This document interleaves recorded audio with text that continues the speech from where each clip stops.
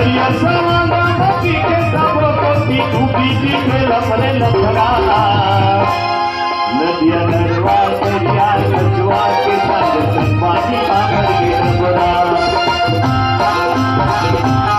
नदिया नरवा दरिया कछुआ के संग पानी आकर के डबरा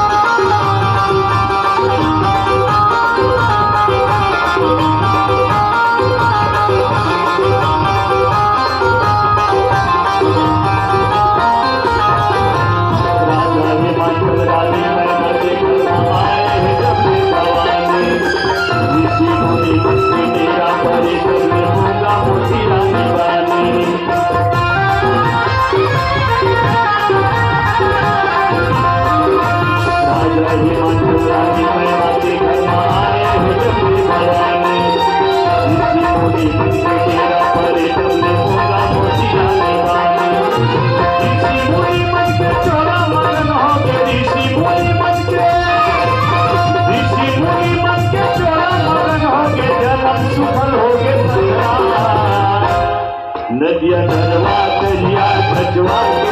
संग पानी भर के डबरा नदिया नरवा दरिया कछुआ के संग पानी भर के डबरा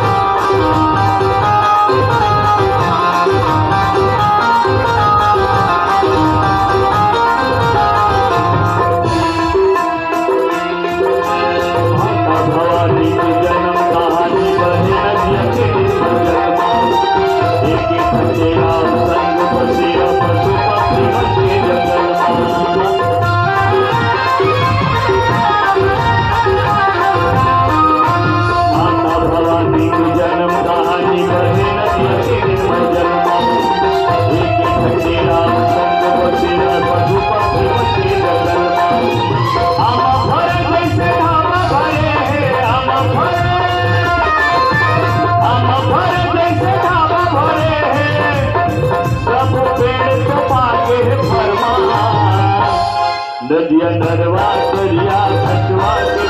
संग पानी भर के डबरा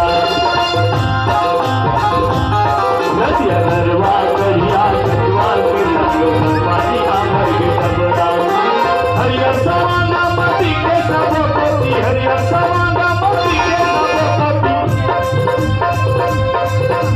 सरी पेड़ तो पाके भरमा नदिया नरवा दरिया कछुआ के संग